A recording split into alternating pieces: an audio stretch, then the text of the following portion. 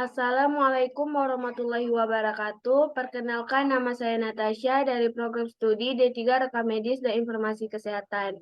Baiklah, di sini saya akan mempresentasikan materi tentang upaya pemberantasan korupsi.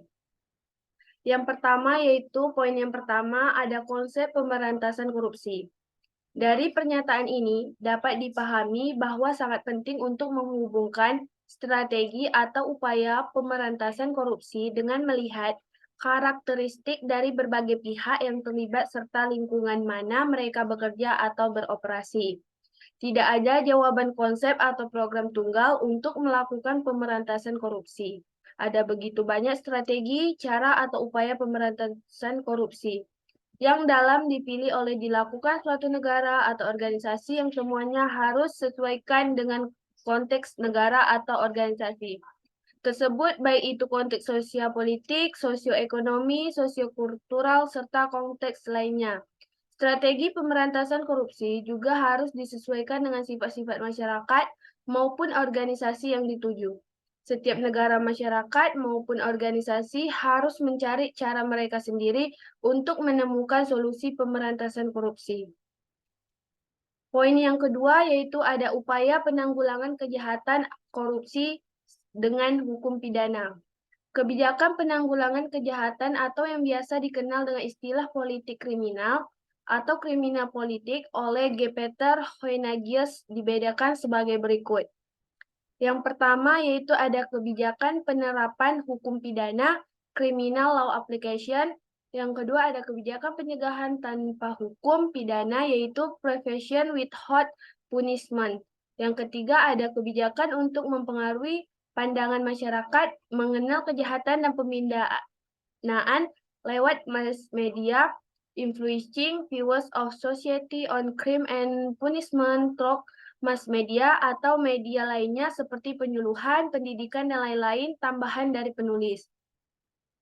Ada hal yang penting yang patut dipikirkan dalam menggunakan upaya penal.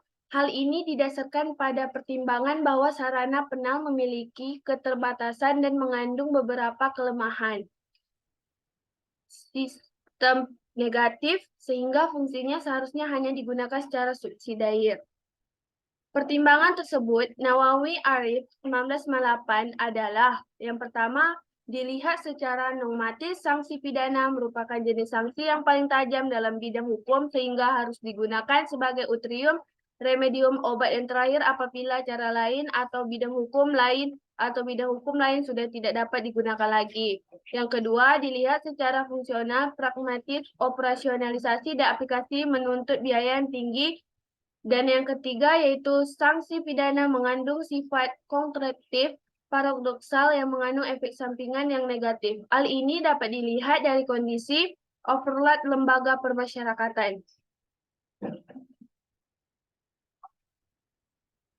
Dan yang keempat yaitu penggunaan hukum pidana dalam menalangi kejahatan hanya merupakan Kurieren Spoitom penyembuhan gejala, ia hanya merupakan pengobatan kausatif karena sebab-sebab kejahatan demikian kompleks dan berada di luar jangkauan hukum pidana.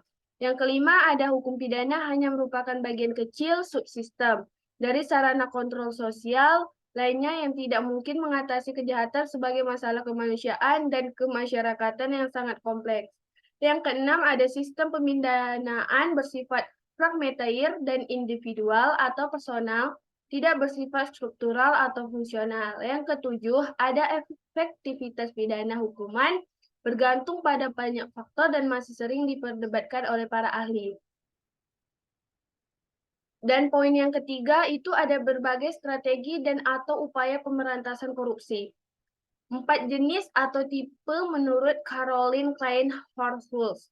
Yang pertama itu ada dengan mengurangi ketergantungan masyarakat terhadap kekuasaan negara, terutama dari penjabat dan publik dalam berbagai bidang kehidupan, misalnya dengan melaksanakan reformasi pajak dan lain-lain. Yang kedua adalah dengan menciptakan pemerintahan yang transparan dan akuntabel dengan mengurangi berbagai bentuk diskresi yang sering dilakukan oleh penjabat publik. Yang ketiga, ada dengan menciptakan situasi di mana masyarakat bisa memilih kemana meminta berbagai jenis pelayanan publik. Yang keempat, ada dengan melakukan reformasi hukum dan peradilan. Setelah memahami hal tersebut, maka diperlukan beberapa di antaranya. Yang pertama, yaitu ada pembentukan lembaga anti korupsi, pencegahan korupsi di sektor publik, pencegahan sosial dan pemberdayaan masyarakat. Yang keempat, pembuatan berbagai instrumen hukum yang mendukung pencegahan dan pemberantasan korupsi. Yang kelima, ada kerjasama internasional. Yang keenam, ada monitoring dan informasi. Ini saja presentasi yang bisa saya sampaikan, terlebih terkurang saya mohon maaf. Saya akhiri dengan wabillahi taufik wa hidayah. Wassalamualaikum warahmatullahi wabarakatuh.